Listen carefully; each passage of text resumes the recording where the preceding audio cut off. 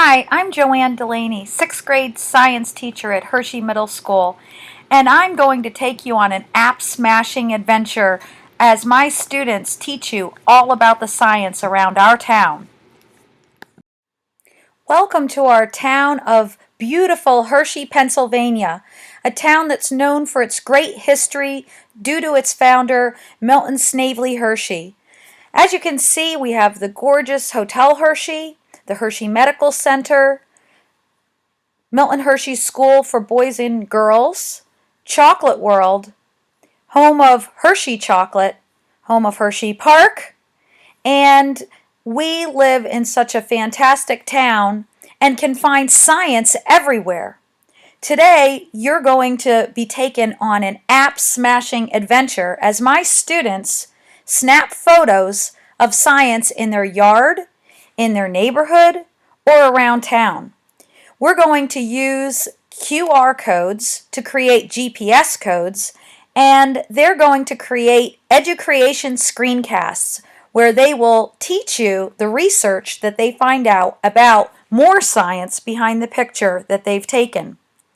Finally, we're going to use some really cool technology like GPS mapping for Google Maps and AR, Augmented Reality mapping, so that you can come along with us and learn all about the science around our town. This project was a very ambitious project for the first 2 weeks of school, but integrating technology is a big part of my class culture. As you can see, this is our class Facebook page, and every day we post updates with pictures and videos of things that we're doing in the classroom to keep parents apprised. So here is the first day of class. Students were assigned to go home and take a picture of science found in their yard, neighborhood, or in our town. And as you can see, here are some of the pictures that were taken.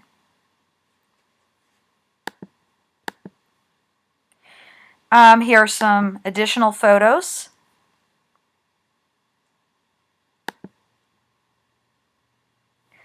Weeds growing out of the rooftop.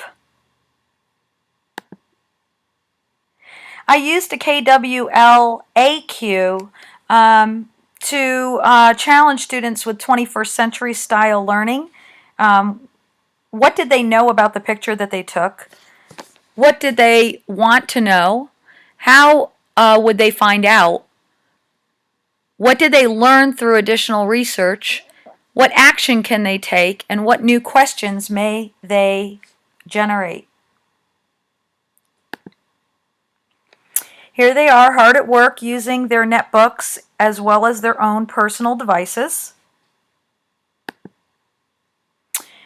Here they were taking their pictures and inputting them into their Google Docs so that they could house them. Some also put them up on Edmodo, which we launched as well. Here are some additional photos taken around town.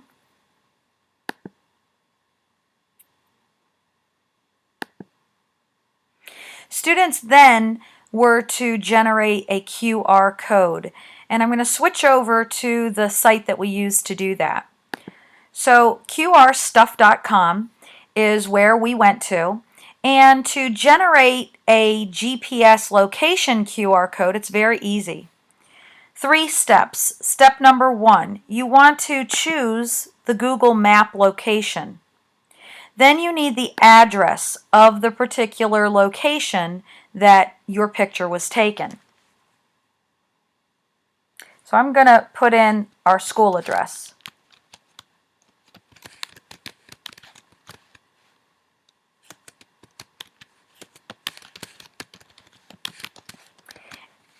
And then after you put the address in, you just click go. You can see that the map changed location from the San Francisco area and then brought us to Hershey. And we're on Governor Road. Homestead intersects with Governor Road. So that's our correct location. It does have a GPS tag there. Then we can choose the color that we'd like to make our GR code. So if we like this purple color, we just kind of click into the square. It turned purple here, and then we want to make sure that we change it on this bar as well. Once we're getting the actual color that we like the code here and it's good to go, we can click download the QR code. If kids are using apps on their devices, it's very easy. They can just generate a screenshot of it or save it to their camera roll. But for students that were working on the netbook, they need to save it to their personal drive that they have within our district. Okay, so this would be an example of a QR code for a location of some picture that was taken on our school property. So once they had the QR code and their picture, some students decided to use side-by-side apps, and that's how something like this was generated. So here you can see a rock and then the QR code locating where that rock was photographed. Here you can see a garden and the QR code to find that garden. Here you can see the Sky Rush, which is one of our amusement park rides at Hershey Park. And again, if you scan this QR code, it's going to take you to Hershey Park.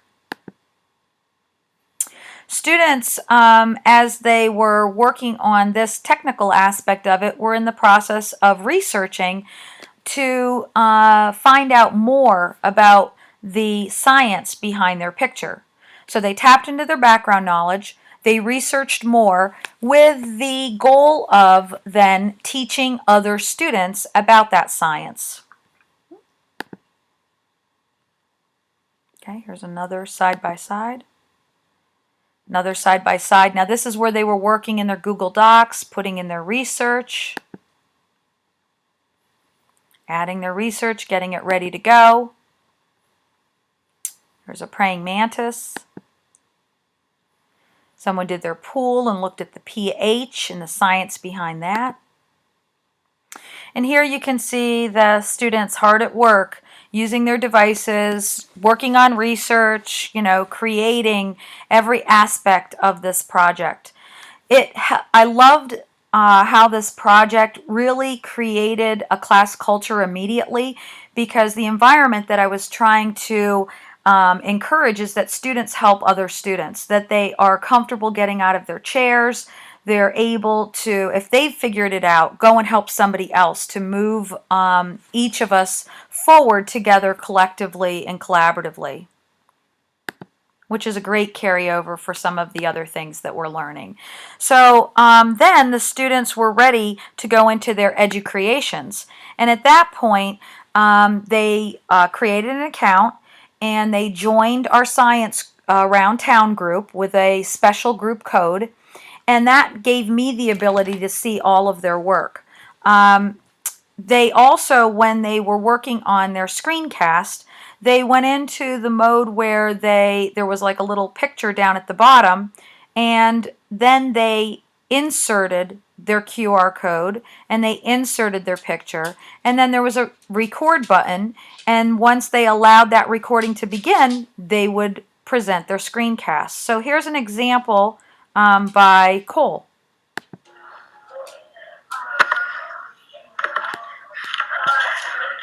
Roller coasters are really, really fun, and there is a lot of science incorporated to make them fun. Electricity is needed to get up the awesome hills. The energy gets into the cart and pushes it up the hill. Then, gravity helps it get down the hills at high speeds.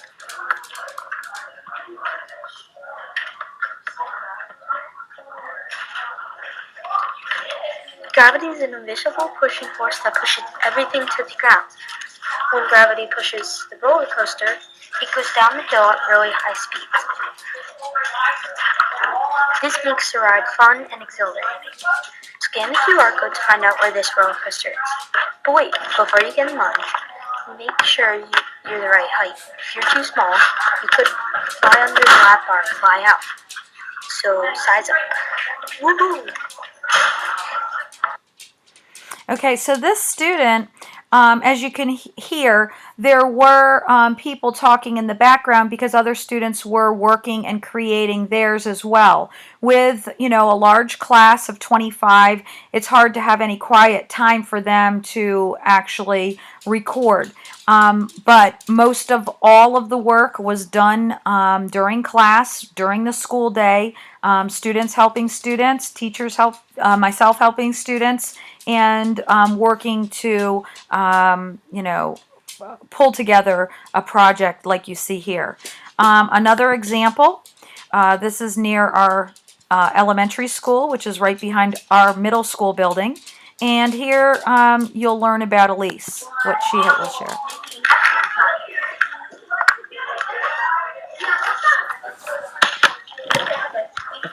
This is a picture of a weeping willow. These trees are often found in the northern hemisphere and are known for their remarkably tough roots. This tree blossoms early spring and lasts through half of the summer. The blossom is a young catkin flower. The flower is hairy and the blooms are very light. To learn and find out where I took this picture, scan this QR code. So again, they're identifying the science behind the picture, and then they're asking you to click the QR code. We downloaded the app Enigma, and when you use that app, it is a scanner, and you hold it over your QR code, and it will automatically read it and take you to the location where this educreation can be heard. So just as my students are teaching you now, anyone who would have the links, or as I show you in a little bit, the map, would be able to learn all about the science in our town. Okay, I'll go to another one. Alex not only made a Google map or a GPS code, but also a cool website link and a photosynthesis article. That along the side of my house. What I thought was cool about them was that they started as a little seed, probably about a centimeter, and you probably can't tell from the picture, but this plant is actually 4 feet high.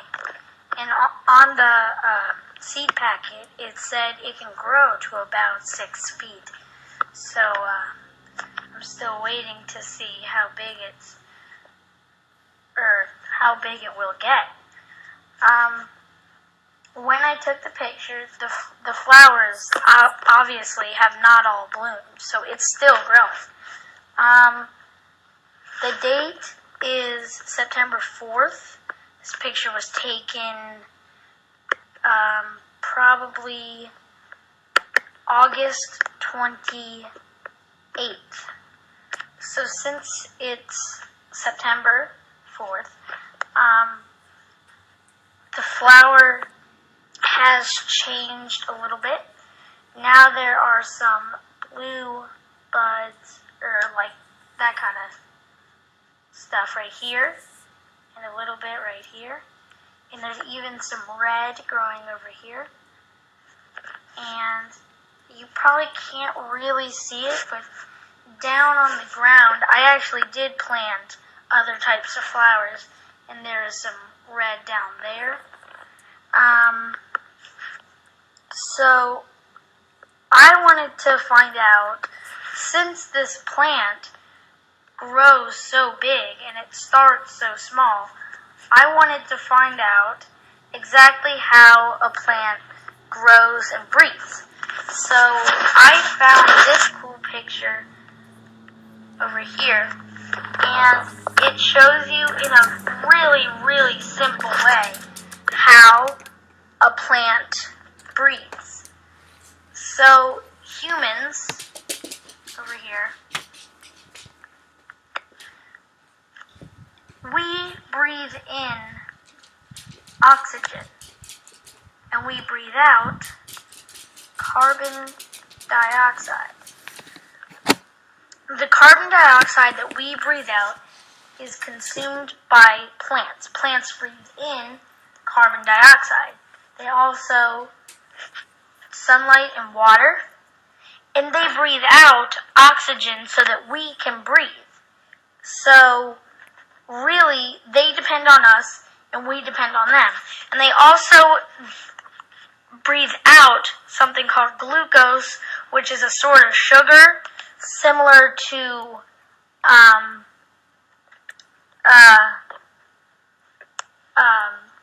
corn sugar and cane sugar.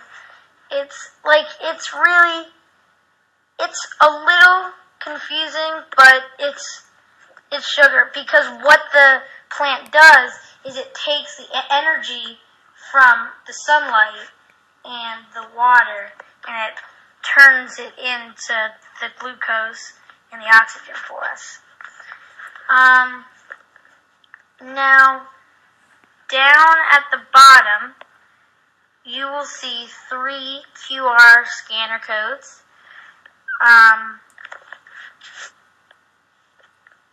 The codes will all take you to different places. As you can see, they are already labeled. If you are still kind of unsure about how photosynthesis works, which is the process of the plant's breathing, you can read this article here. And I also found a really cool website that can tell you all about the kind of plant that this is. It's called Bachelor's Button. After the students finished their screencasts about the science found all around Hershey, we started to embed the screencasts into our own Google map. So we were able to take the addresses and layer them into the map, creating a little tag marker, so that each tag marker is an active link to one of my students teaching you about the science that they've learned in their picture, which is part of our community, and they're going to teach it to anyone who has access to this map. So our students here at Hershey Middle School are able to have the power to teach students all over the world about our unique town and about the science found here. So let's take a look at the Great Bear. When you click the link, it will give you a pop-up window, and here you click this link and it redirects you to the Educreation screencast site. Have you ever been to Hershey Park? If you haven't, then let me tell you about the Great Bear. The Great Bear consists of wires and electricity. If the Great Bear doesn't have any electricity, then the ride will be stuck and nobody will get on the ride. You need wires and electricity for the ride to run. If you want to know where I got the picture, then scan the QR code. I hope you liked my presentation. So then the students would open the Enigma app on their device, and they would hold the window over the code. And you can see that, or hear that my device just scanned the code, and it will then tell you to go online to the particular link, and you will be able to find the location of the Great Bear. In this case, it would match the Google map that we are using. So let's take a look at another one. Let's see, let's do the swimming pool. So here it shows us a swimming pool. We click the link, it redirects us. Hi, my name is Ryan Kramer, and the swimming pool test strip checks the pool water to make sure the chlorine and other chemicals are at the right levels. The pool test strip pH, chlorine, and alkalinity, which is science, chemistry. I would like to know what would happen if you don't put in the right amount of chemicals in the pool. I am going to research on the internet to find out what will happen to my pool if I forget the chemicals or put too much in. I learned that pool water must be sanitized by chlorine or other sanitizer to kill germs. In the pool, too much chlorine can hurt your eyes, nose, and skin. Not enough chlorine will cause algae and bacteria to grow. Cloudy water and unsanitized water. If the pH is too low, the pool equipment will break down. Brown stains can show up, chlorine is lost quickly, and the pool is not being cleaned anymore. It can bother our eyes, nose, and skin. If the pH is too high, the pool water starts to get cloudy. Then you need to add more chlorine to the pool. It will burn your eyes and skin. If the alkalinity of the pool is too low, the pool wall and floors will stain and the water will turn green. If the alkalinity is too high, the water becomes cloudy and it needs acid and chlorine will not clean. I learned that all the chemicals in my pool need to be put in right so I can swim in a clean pool. I learned this from healthpool.org and haveuzi.org/pool. If you want to find my pool, scan the QR code. Okay, so we'll check out one more. Going back to the Google map. And I think we're going to go to our famous giant center ice rink where it is the home of the Hershey Bears ice hockey AHL team. So we'll click into that link. And you can see it changed over here. We click into this link and it's redirecting us. My science is an ice rink, and it's science because they have to first put concrete on the floor, and then they have to paint whatever they want to show up over the ice. After that, they put a thin layer of ice and drill pipes in it and put ice water running through them to keep it frozen. Next, they dump 12,000 gallons of freezing cold water over the layer of ice. After that, they paint what they need to be on top of the ice, and then they turn the temperature on and let it freeze. If you scan this QR code, it'll take you to the location of this ice rink. Okay, another thing that I'd like to show you using this particular link is that students, when they were clicking into the Google Maps, quickly found themselves going to use the street view of the giant center to be able to take a look at the location from the inside of where the giant center is located. So as you can see, that obviously this tag has a lot more information hidden. If you go to the street view, here you see the front then of the giant center. You can actually go inside for this particular one because it is a famous location, so they can see the ice surface that Cole was telling you about. And then there's a couple of other additional shots here because there are concerts and other things held there. But it's pretty neat how for some locations at the street view, not only can you just see the front location on a street, but you can also see inside as well.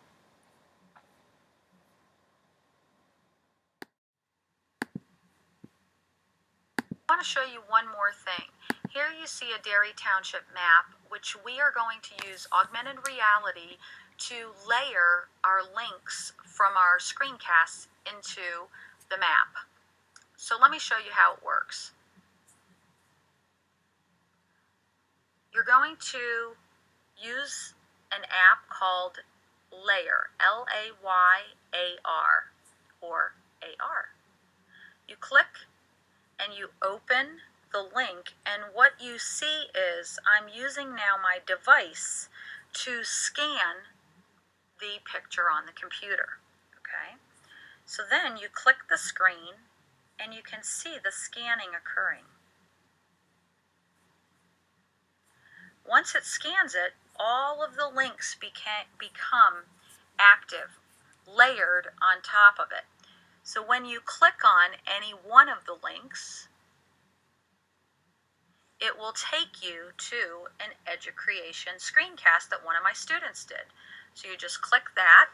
This is a cherry blossom tree in my backyard. I learned some new facts about how it grows using photosynthesis, like when plants turn the sun into chemical energy and how they turn carbohydrates such as sugars are synthesized into air and water.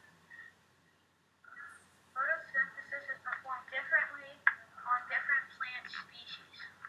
If you want to see where this picture was taken, scan this QR code. So you can see the power of augmented reality. Something that looks like a basic photograph really is holding all of this information just waited to be tapped into and explored. This possibility can be shared with students all around the world, whoever has this map and is able to use the AR scanner. I hope that I've gotten you excited through this app smashing adventure. Should you have any questions, feel free to contact me. You can find me on Twitter at Delaney JoAnn, and please do follow me. I am an active, connected educator. You can also learn more as I blog for Do More Education, so that's DOMOREEDU.